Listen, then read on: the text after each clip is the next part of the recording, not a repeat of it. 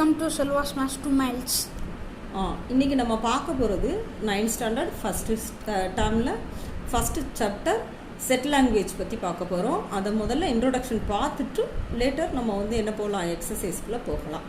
ஓகேம்மா, செட் லாங்குவேஜில் ஃபஸ்ட்டு செட்டுனா என்ன? A set is a well defined collection of object or otherwise a set is a collection of well defined object. Okay, நன்கு வரையறுக்கப்பட்ட பொருட்களோட தொகுப்பை தான் நம்ம செட்டுன்னு சொல்கிறோம். The collection of all colours in a rainbow. Example கொடுத்துருக்காங்க, the collection of all colours in a rainbow.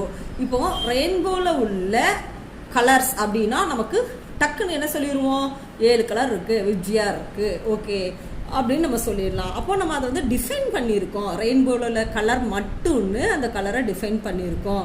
வெறுமனே இந்த கலெக்ஷன் ஆஃப் ஆல் கலர்ஸ்னால் நீங்கள் யோசிக்கலாம், என்ன மாதிரி கலர்ஸ் எழுதலாம், லைட் கலர்ஸ் எழுதலாமா, டார்க் கலர்ஸ் எழுதலாமா அப்படிங்கிற டவுட் வரும். ஓகே, ஸோ அப்போ நன்கு வரையறுக்கப்பட்ட அந்த கலரின் தொகுப்பு தான் இந்த ரெயின்போ. அதே மாதிரி பாருங்கள், next elements of set are listed only once. அடுத்து நம்ம என்ன பண்ண போகிறோன்னா, ஒரு செட்டில் நம்ம எலமெண்ட்ஸ்னால் என்னது, அதில் உள்ள ஒவ்வொரு மெம்பரை தான் எலமெண்ட்டுன்னு சொல்லுவோம். அவங்க ஒரு டைம் தான் எழுத முடியும். ஃபார் எக்ஸாம்பிள், இப்போது நைஸ் அப்படிங்கிற ஒரு செட் இருக்குது. ஓகே, இதில் என் ஒரு டைம் தான் இருக்குது, ஐ ஒரு டைம் தான் இருக்குது, சி பாருங்க 1 டைம், இ 1 டைம், இந்த மாதிரி தான்.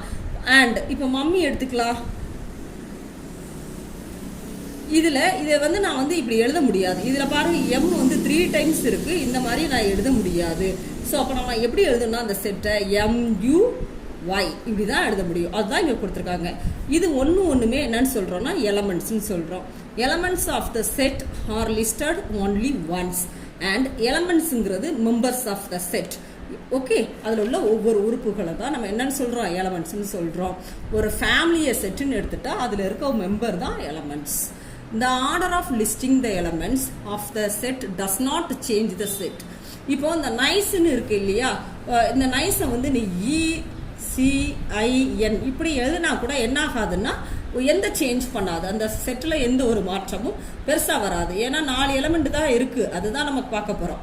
அடுத்து, a set is usually denoted by capital letters of the English alphabets A to Z. எப்போதுமே ஒரு செட்டை நம்ம டினோட் பண்ணுறோம் அப்படின்னா, இந்த பாருங்க, the collection of all colors in a rainbow அப்படின்னு டினோட் பண்ணுறேன்னா, நான் இது இப்போ ஆர்னு எடுத்துக்க போகிறேன். ஆறுங்கிறத என்னோட ரெயின்போவில் உள்ள கலராக எடுத்துக்க போகிறேன். ஓகேவா?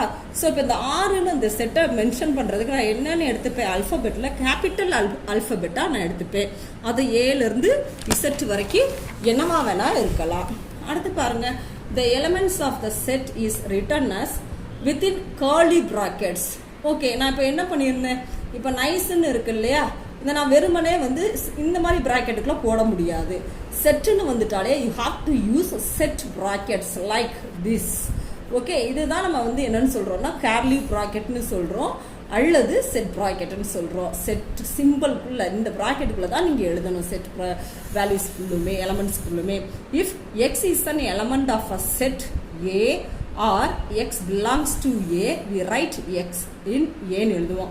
இப்போ பாருங்கள், இந்த நைஸுங்க நான் என்ன சொல்லியிருக்கேன், இப்போ ரெயின்போவுக்கு இந்த மாதிரி நான் ஒரு செட்டை கிரியேட் பண்ணுறேன்.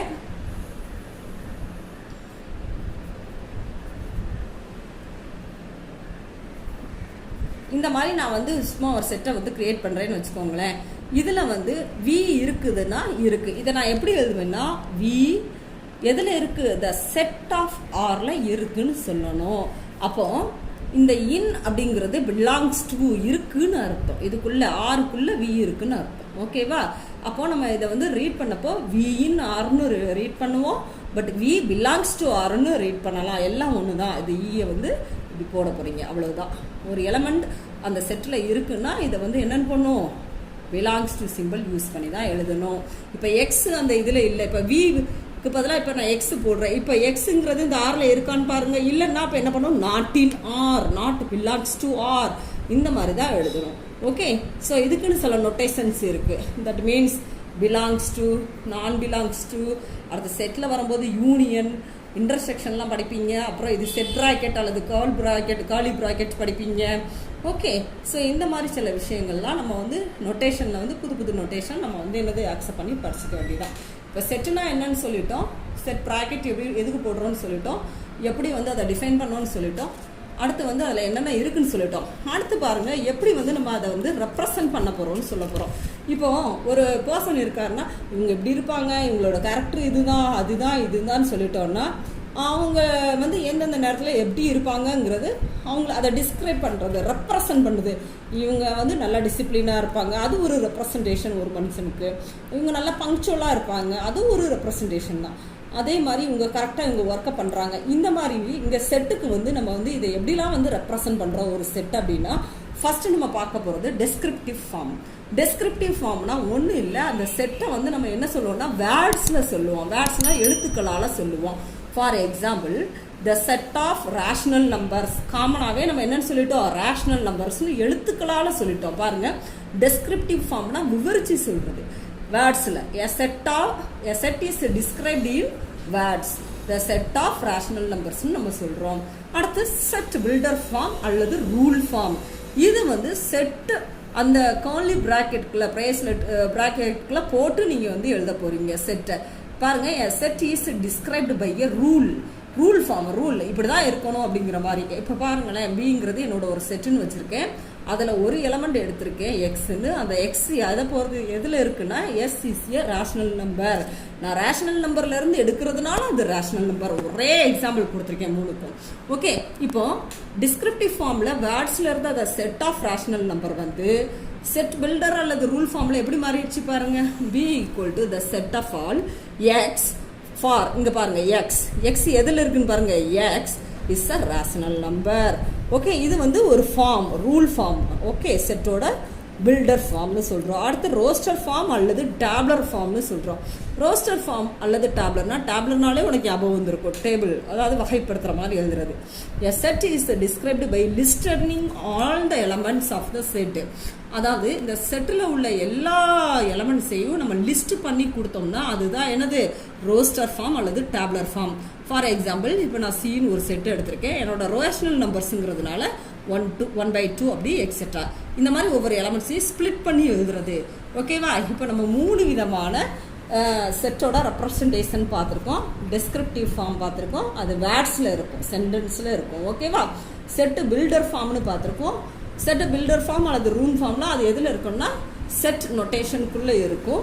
அடுத்த ரோஸ்டர் ஃபார்மும் வந்து செட் நொட்டேஷனுக்குள்ளே இருந்தாலும் அது ஒவ்வொரு எலமெண்ட்ஸாக லிஸ்ட் பண்ணப்பட்டிருக்கும். ஓகேவா? இப்போ எக்ஸசைஸ்க்குள்ளே போகலாமா? ஓகே, இப்போ பாருங்கள், first exercise. Which of the following are sets? இதில் எதெல்லாம் வந்து செட்டுன்னு கொடுத்துருக்காங்கன்னு பாருங்கள். The collection of prime numbers up to 100 வரைக்கும் இருக்கக்கூடிய ப்ரைம் நம்பர்ஸ் ஈஸியாக சொல்லிடுவோம். எவ்வளவு? 3, 5, 7, 2 இந்த மாதிரி வர்றது எல்லாமே என்னதான் ப்ரைம் நம்பர்ஸ். அப்போ நமக்கு கன்ஃபார்மாக சொல்ல முடியும். என்ன பண்ணியிருக்காங்க? Collection of prime numbers, well define பண்ணியிருக்காங்க நம்பர்ஸை. Therefore it is a set. அடுத்தது collection of rich people in India. சரி, இந்தியாவில் உள்ள பணக்கார மனிதர்களோட கலெக்ஷன் சொல்லியிருக்காங்க, அது செட்டானா நோ. எப்படி நம்ம சொல்ல முடியும்? வீடு வச்சிருக்கிறது எதை பேஸ் பண்ணி அவங்க வந்து ரிச்சுன்னு சொல்கிறாங்கங்கிறது நமக்கு தெரியாது. அப்படிதானே? ரிச்சுனா sometimes mobile, cars, buildings, landlords, some crores, இதெல்லாம் அவங்க சொல்லணும். இதில் ஏதாவது இருந்தால் அவங்க ரிச் பீப்புள்னு சொன்னால் இது வந்து ஓரளவு டிஃபைன் பண்ணியிருக்காங்கன்னு சொல்லலாம். பட் இங்கே எதுவுமே சொல்லாமல் கலெக்ஷன் ஆஃப் ரிச் பீப்புள்னு சொல்லிட்டாங்க இல்லையா காமனாக. So it's not a set. Okay, not set. அடுத்து பாருங்க, அதாவது the collection of all rivers in India, இந்தியாவோட எல்லா நதிகளும் சொல்லிட்டாங்க, நமக்கு தெரியும். அப்போ இது செட். ரிவர்னாலே இது வந்து தெரிஞ்ச விஷயம்தான். Collection of good hockey players. சரி, இவங்க குட் ஹாக்கி பிளேயர்ஸ்னு இவங்க ஹெல்த்தை வச்சு சொல்கிறாங்களா, இல்லை அவங்களோட டேலண்ட் வச்சு சொல்கிறாங்களா, இல்லை எதுன்னு மென்ஷன் பண்ணலை. வெறுமனே குட் ஹாக்கி பிளேயர்ஸ்னால் வெல்த்தை வச்சு சொல்கிறாங்களா? ஸோ மென்ஷன் பண்ணலாம். அப்போ இட்ஸ் நாட் அ செட். அவ்வளோதான். ஓகே, அடுத்து பாருங்க, list the set of letters of the following words in roster form. நான் என்ன சொல்லியிருக்கேன்? ரோஸ்டர் ஃபார்ம்னாலே லிஸ்ட் பண்ணுறது, தட் மீன்ஸ் டேப்லர் ஃபார்ம். இப்போ இந்தியாவில் உள்ளதை நாங்கள் லிஸ்ட் பண்ண போகிறோம். INDIA D. திரும்ப ஐ போடணுமானா போடக்கூடாது, நம்ம வந்து கண்டிஷன்லேயே படிச்சிருக்கோம் இல்லையா, ஒரு திருப்பு தான் ஒரு எலமெண்ட் வரணும். அடுத்து பாருங்க parallelogram P A R, already A போட்டாச்சு. So L E again L இருக்கு வேண்டாம், ஓ ஜி ஆர் ஆல்ரெடி போட்டாச்சு, ஏவும் போட்டாச்சு, எம். அதாவது ஒன்ஸ் வந்து லெட்டர்ஸ் வந்து ரிப்பீட்டடாக வரக்கூடாது. ஓகே, அந்த மாதிரி தான் நம்ம எழுதணும். இதான் ரோஸ்டர் ஃபார்ம், அதாவது லிஸ்ட் பண்ணுறது. அடுத்து என்னென்னா மிசிசிபி.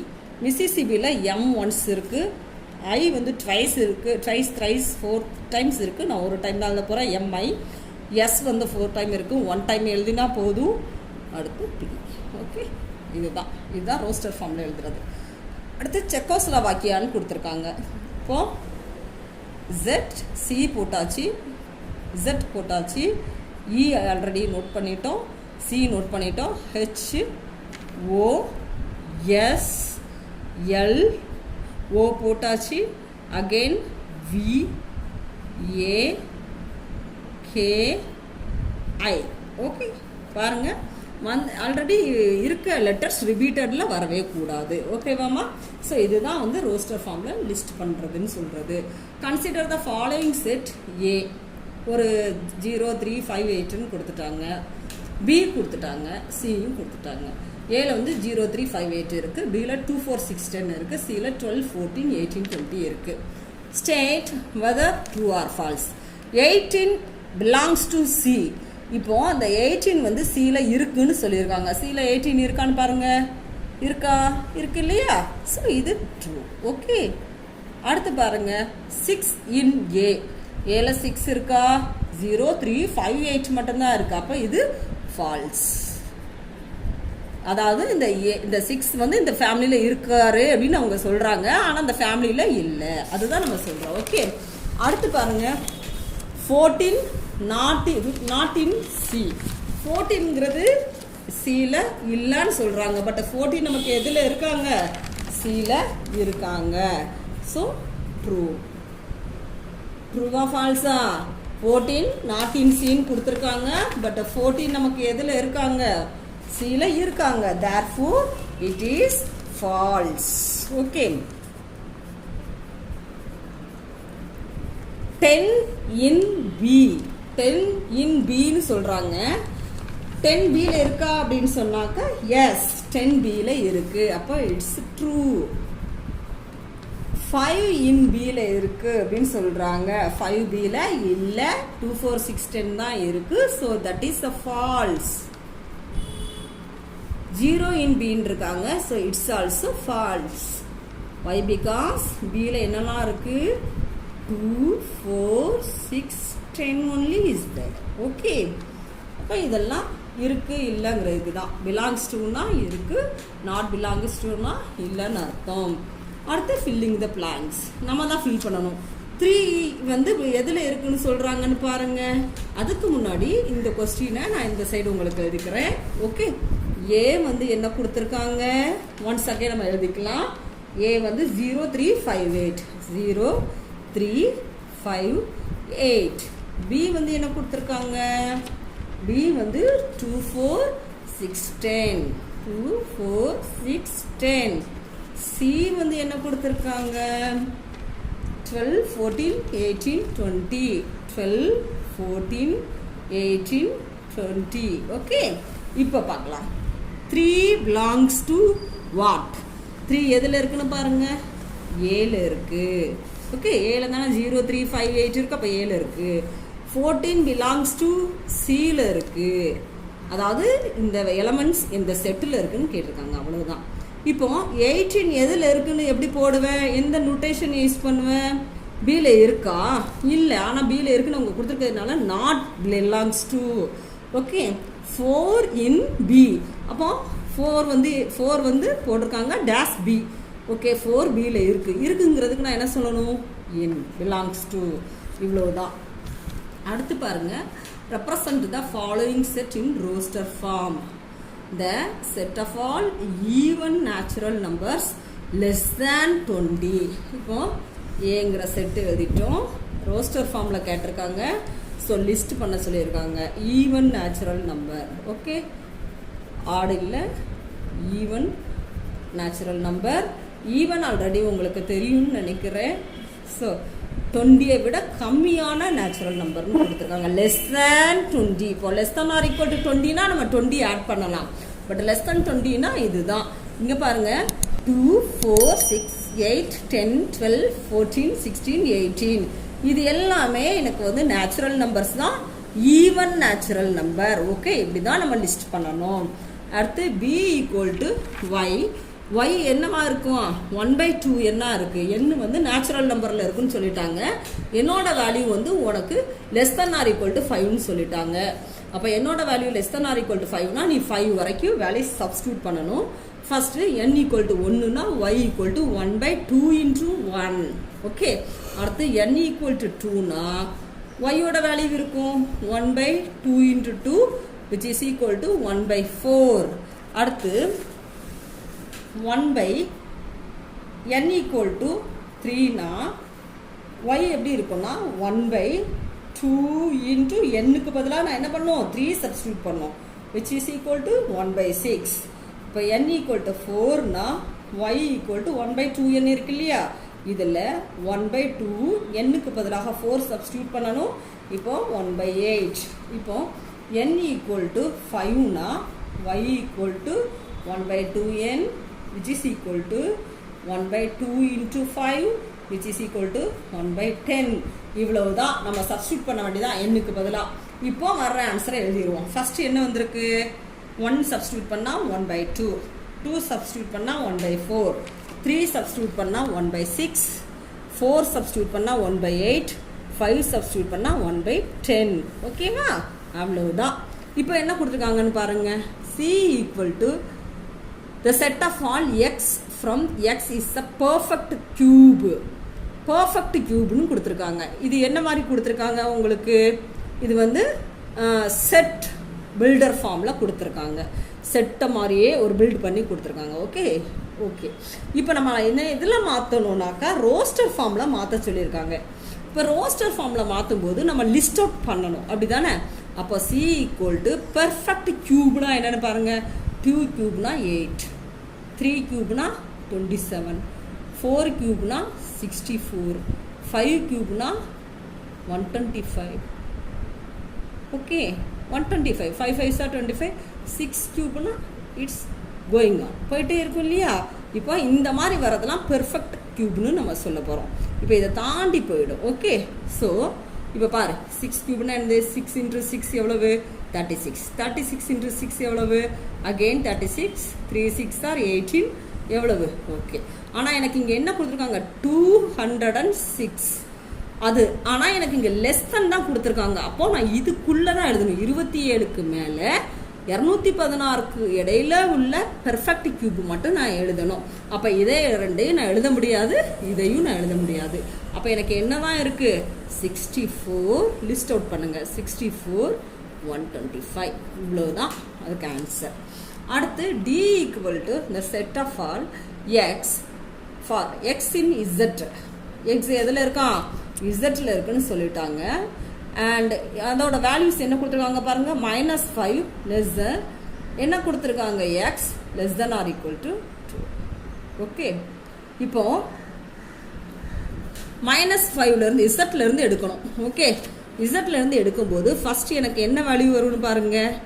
இங்கே வந்து ஈக்குவல் டு கொடுத்துருந்தா இதையும் எடுக்கலாம். ஈக்குவல் டு கொடுக்கல. அப்போ 4 -3 -2 -1 0 1 2 எழுதணுமானா கம்பல்சரி எழுதணும். ஏன்னா இங்கே ஈக்குவல்ட்டுன்னு ஒரு டேர்ம் கொடுத்துருக்காங்க இல்லையா? ஓகே, இவ்வளவுதான். Represent the following set in set builder form. இவ்வளோ நேரம் செட் பில்டர் ஃபார்மில் கொடுத்தா ரோஸ்டர் ஃபார்முக்கு மாட்டணுமா? இப்போ வந்து வேர்ட்ஸில் கொடுத்துருக்காங்க. வேர்ட்ஸில் கொடுத்தனா செட் டிஸ்கிரிப்ஷன் ஃபார்ம்.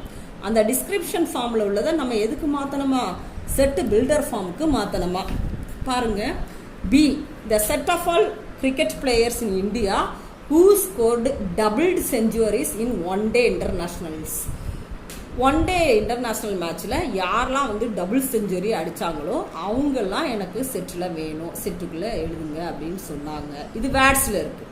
நான் இதை வந்து செட் எதில் எழுத சொல்லியிருக்காங்க பாருங்கள், செட் பில்டர் ஃபார்மில் எழுத சொல்லியிருக்காங்க. அப்போ நான் பின்னு ஒரு செட்டை எடுத்துக்கிறேன். ஏன்னா கேப்ஸில் தான் எழுதணும், எல்லா செட்டுமே நேம்டு பை கேபிட்டல் லெட்டர்ஸ். பின்னு ஒரு செட்டு, இங்கே A to Z என்ன வேணால் எடுத்துக்கலாம். எடுத்துட்டு செட் ஆஃப் ஆல் எக்ஸ்ன்னு ஒரு எலமெண்ட் எடுத்துக்கேன். இந்த எலமெண்ட் யாருன்னா ஒரு கிரிக்கெட் பிளேயர். இந்த cricket player is an Indian player who scored double centuries in one day international. இப்போ இந்த எக்ஸ் வந்து எனக்கு இந்த பிக்குள்ளே இருக்காருன்னு அர்த்தம். அப்போ நான் இதை எல்லா நேமே நான் லிஸ்ட் அவுட் பண்ணணும்னு அவசியம் இல்லை. நார்மலாக இந்த மாதிரி டிஸ்கிரைப் பண்ணாலே போதுமானது. ஓகே, எக்ஸ்பிளைன் பண்ணாலே போனது, ரூல் பண்ணாலே போதுமானது. அடுத்து பாருங்கள், சீனு ஒரு செட்டு கொடுத்துருக்காங்க, லிஸ்ட் கொடுத்துருக்காங்க. 1/2, 2/3, 3/4 எக்ஸெட்ரா எக்ஸெட்ரான்னு கொடுத்துட்டாங்க. இது வந்து நமக்கு லிஸ்ட்டாக கொடுத்துட்டாங்க. இது எப்படி மிஸ் மாற்றுறது? சி போட்டுக்கோங்க, எக்ஸ்ன்னு ஒரு எலமெண்ட் எடுத்துட்டோம். அந்த எக்ஸ் என்ன ஃபார்மில் இருக்குது பாரு, இதுக்கு சேஞ்ச் ஆகிட்டே இருக்கக்கூடியதுக்கு என்னன்னு ஒரு வேரியபிள் எடுத்துக்கோ. இங்கே பாரு, இங்கே வந்து எண்ணாக இருக்கும்போது இங்கே n+1. ஃபார் எக்ஸாம்பிள் எண் வந்து 1 இருக்கும்போது n+1 2 ஆகுது. ஓகே, இப்போ n வந்து 2 இருக்கும்போது n+1 என்ன ஆகுதுன்னு பாரு, 3 ஆகுது. அப்போ நான் இந்த இடத்துல n 1 2 3க்கு பதிலாக n-ம் 2க்கு பதிலாக 3க்கு பதிலாக நான் n+1 யூஸ் பண்ண போகிறேன். விச் அண்ட் இந்த n வந்து எதில் இருக்குன்னு சொல்லியாச்சு, நேச்சுரல் நம்பரில் தான் இருக்கணும்னு சொல்லியாச்சு. அப்போ தான் நம்ம we have to take the value from 1 to 3. ஓகேவா, இவ்வளவுதான். அடுத்து டி என்ன கொடுத்துருக்காங்க பார், the set of all Tamil months in a year. இதை என்ன கொடுத்துருக்காங்க, வேர்ட்ஸில் கொடுத்துருக்காங்க. வேர்ட்ஸில் கொடுத்துருக்காங்கன்னா டெஸ்கிரிப்டிவ் ஃபார்ம், அதாவது டிஸ்கிரிப்ஷன் பெருசாக கொடுத்துருக்காங்க. இதை நான் எதில் எழுதணும், செட் பில்டர் ஃபார்மில் எழுதணும். செட் பில்டர் ஃபார்ம்னா இந்த மாதிரி செட்டு ப்ராக்கெட் போட போகிறோம், அல்லது கோல் ப்ராக்கெட் போட்டுட்டு எக்ஸ்ன்னு ஒரு எலமெண்ட் எடுக்க போகிறோம். சச் தட் அந்த எக்ஸ் எதில் இருக்குன்னா இதை ஃப்ரம்னு வாசிக்கணும். X from is. இங்கே பாருங்கள், இந்த எக்ஸ் எதில் இருக்குன்னா தமிழ் வந்து இன்னும் இயர் ஃபுல்லாக எழுதணும்னு அவசியம் இல்லை. இந்த இதுலேருந்து ஒரு மந்த் எடுக்கும், அது வந்து தமிழ் மந்த்தை இருக்க போகுது, அவ்வளோதான் அந்த இயரில். அடுத்து ஈங்கிறது பாருங்கள், இந்த set of odd whole numbers less than 9. Odd whole நம்பருக்குனாலே எதுன்னு எடுப்போம், 0ல் ஸ்டார்ட் ஆகும்.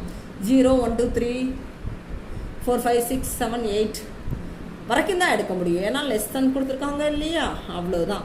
அதை நான் எப்படி எழுதுவேன், ஈன்னு ஒரு செட்டை எடுத்துக்க போகிறேன். எக்ஸ்ன்னு போட்டுட்டு எக்ஸ் இஸ் ஆடு நம்பர் வேர் எக்ஸ். இப்போ பாருங்கள், எக்ஸ் எதில் இருக்குதுன்னு சொல்லிட்டோம், ஹோல் நம்பரில் இருக்குது. அந்த ஹோல் நம்பரில் உள்ள கண்டிஷன் லெஸ் தேன் 9, அதையும் நம்ம மென்ஷன் பண்ணணும். ஓகே, அவ்வளோதான். இதுதான் வந்து செட் பில்டர் ஃபார்மில் எழுதுறது. அடுத்து வந்து டெஸ்கிரிப்டிவ் ஃபார்மில் நம்மளை எழுத சொல்கிறாங்க. இவ்வளோ நேரம் அதுலேயும் இதுலேயும் மாற்றி கொடுத்துட்டு இருந்தாங்க, இப்போ டெஸ்கிரிப்டிவ் ஃபார்மில் நம்மளை எழுத சொல்கிறாங்க. ஸோ என்னென்னு பார்க்கலாம். P = January, June, July. என்னடா இது 3 மாதம் தான் கொடுத்துருக்காங்க, ஆனால் 3மே எதில் ஸ்டார்ட் ஆகுதுன்னு பாருங்கள், ஜேயில் ஸ்டார்ட் ஆகுது. அப்போ இதை நம்ம டிஸ்கிரைப் பண்ணலாமா? P is the set of English months. இதெல்லாம் ஒரு English months beginning with J கொண்டு ஸ்டார்ட் ஆகக்கூடிய ஒரு இங்கிலீஷ் மந்த்ஸ் அப்படின்னு சொல்லிடலாம். இவ்வளவுதான் டிஸ்கிரைப் பண்ணுறது. Q பாருங்கள், 7 11 13 17 19 23 29 இருக்குது. இது எல்லாமே என்னது, Q is the set of all prime numbers. எல்லாமே ப்ரைம் நம்பர்ஸ் பிட்வீன் 5 to 31க்கு இடையில உள்ளதுன்னு சொல்லிடலாம். அடுத்து இது என்ன கொடுத்துருக்காங்க பாருங்கள், செட் பில்டர் ஃபார்ம் கொடுத்துருக்காங்க. எக்ஸ் வந்து நேச்சுரல் நம்பரில் இருக்குது, எக்ஸ் லெஸ் தேன் 5, அப்போ 4 வரைக்கும் உள்ளது. இப்போ இதை வந்து நான் வந்து ரோஸ்டர் ஃபார்மில் எழுதும்போது, டிஸ்கிரிப்டிவ் ஃபார்மில் எழுதும்போது R is the set of all natural numbers less than 5ன்னு மட்டும் சொன்னால் போதும். அடுத்து பாருங்கள், S equal to set bracket X போட்டிருக்காங்க. வேறு X is the consonant in English alphabets. எக்ஸுங்கிறது கான்சனன்ட், இங்கிலீஷ் ஆல்ஃபபெட்ஸில் உள்ள கான்சனன்ட்ஸ்னு சொல்லிட்டாங்க. நாம் இப்போ சாதாரணமாக சொல்லும்போது S is the set of all English கான்சனன்ட்ஸ்னு சொல்லுவோம். இதே இது ரோஸ்டர் ஃபார்மில் இருக்கும் எழுதும்போது அந்த ஏஇ ஐஓஇ தவிர மீதி எல்லாத்தையுமே நம்ம எழுதுவோம். அவ்வளோதாம்மா. ஓகே, வீடியோ பிடிச்சிருந்தா லைக் பண்ணுங்கள், ஷேர் பண்ணுங்கள், கமெண்ட் பண்ணுங்கள் அண்ட் சப்ஸ்கிரைப் பண்ணிடுங்க மறக்காமல். Okay, thank you.